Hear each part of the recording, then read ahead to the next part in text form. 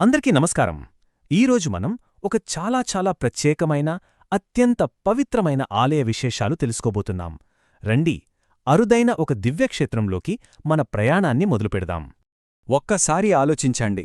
సృష్టి, స్థితి, లయకారకులైన బ్రహ్మ, విష్ణు, మహేశ్వరులు ఈ ముగ్గురూ ఒకేచోట కొలువై ఉన్న ఆలయాలు మనకి చాలా అరుదుగా కాదుగాదు దాదాపుగా కనిపించవనే చెప్పాలి.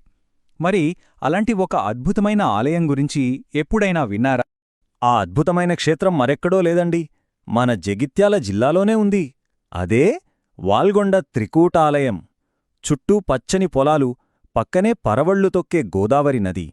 ఆహా, ఆ ప్రకృతి అందాల మధ్య కొలువైన ఈ ఆలయం గురించి ఎంత చెప్పినా తక్కువే.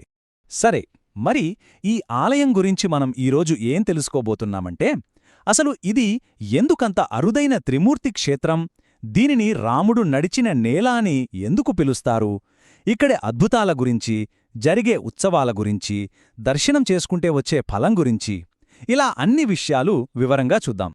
మొదటగా ఈ ఆలయాన్ని అంత ప్రత్యేకమని ఎందుకంటున్నారో చూద్దాం.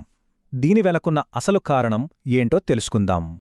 చూడండి, సాధారణంగా మనం శివాలయాలకు వెళ్తే అక్కడ పరమశివుణ్ణి పూజిస్తాం కదా, కాని ఇక్కడే ఉంది అసలు విశేషం. సృష్టికర్త అయిన బ్రహ్మదేవుడు లింగరూపంలో మనకు ఎక్కడా కనిపించరు. అది చాలా అరుదు. కాని ఈ వాల్గొండ క్షేత్రంలో మాత్రం శివుడితో పాటు బ్రహ్మదేవుడు కూడా లింగరూపంలోనే పూజలందుకుంటున్నారు. ఇదే ఈ ఆలయాన్ని అంత ప్రత్యేకంగా నిలబెడుతోంది. ఇక ఈ ఆలయానికున్న పురాణ నేపథ్యం ఏంటి, దీని వెనకున్న చరిత్ర ఏంటి, దీని రాముడు నడిచిన నేల అని ఎందుకంటారో ఇప్పుడు చూద్దాం. స్థలపురాణం ఏం చెబుతోందంటే, సీతారాములు వాళ్ల వనవాసం చేస్తున్నప్పుడు ఈ వాల్గొండ ప్రాంతంలోనే కొంతకాలం ఉన్నారట. ఆ సమయంలో వాళ్లు గోదావరి నదిలోని ఇసుకతో స్వయంగా ఒక శివలింగాన్ని తయారుచేసి పూజించారని చెబుతారు. దాన్ని సైకతలింగం అంటారు.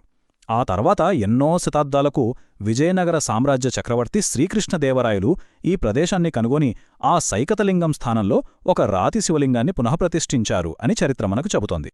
అందుకే దీనికి త్రికూటాలయం అనే పేరొచ్చింది.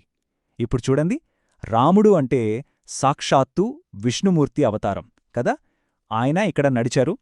ఇక శివుడు లింగరూపంలో ఉన్నారు, అలాగే బ్రహ్మ కూడా లింగరూపంలో ఉన్నారు. సో విష్ణు, శివ, బ్రహ్మ ఈ ముగ్గురు 3 రూపాల్లో ఇక్కడ కొలువైయున్నారు కాబట్టే దీన్ని త్రికూటాలయం అని పిలుస్తున్నారు. ఎంత అద్భుతంగా ఉందో కదా. సరే, పురాణం, చరిత్ర బాగున్నాయి. మరి ఈ ఆలయంలో జరిగే అద్భుతాల గురించి, ఇక్కడున్న కొన్ని ప్రత్యేకమైన విషయాల గురించి ఇప్పుడు మాట్లాడుకుందాం. ఈ నంబర్ చూడండి, 12. ఈ సంఖ్యకి ఈ ఆలయానికి ఒక విడదీయలేని బంధముంది. అదేంటో ఊహించగలరా? ఇక్కడి గర్భగుడిలో ఉన్న శివలింగానికి 12 పాండ్వస్త్రాలు, అంటే ఒక రకంగా 12 ముఖాలుంటాయన్నమాట. అందుకే భక్తులేమంటారంటే, ఈ లింగానికి ఒక్కసారి అభిషేకం చేస్తే చాలు, అది 12 సార్లు చేసిన పుణ్యఫలాన్నిస్తుందని గట్టిగా నమ్ముతారు. ఇది మాత్రమే కాదు, ప్రతి ఏటా ముక్కోటి ఏకాదశి రోజున ఇక్కడొక అద్భుతం జరుగుతుంది. చూసేవాళ్ల కళ్ళు చిగేల్మంటాయి. ఆ అద్భుతమే సూర్యకిరణ స్పర్శ. ముక్కోటి ఏకాదశి నాడు ఉదయం సూర్యుడు ఉదయిస్తాడు గదా, ఆ మొదటి కిరణాలు నేరుగా ఆలయ ద్వారాల గుండా ప్రయాణించి గర్భగుడిలో ఉన్న శివలింగంపై పడతాయి. ఆ దృశ్యం వర్ణించడానికి మాటలు చాలవు. దాన్ని చూడటానికే వేలల్లో భక్తులు ఇక్కడికొస్తారు. ఇక ఈ ఆలయంలో ఏడాది పొడవునా ఎంతో వైభవంగా జరిగే పవిత్రమైన ఉత్సవాల గురించి కూడా మనం తెలుసుకోవాలి కదా, చూద్దాం. ఈ శ్లోకం చూడండి, నాకార్తీక సమో మాసః.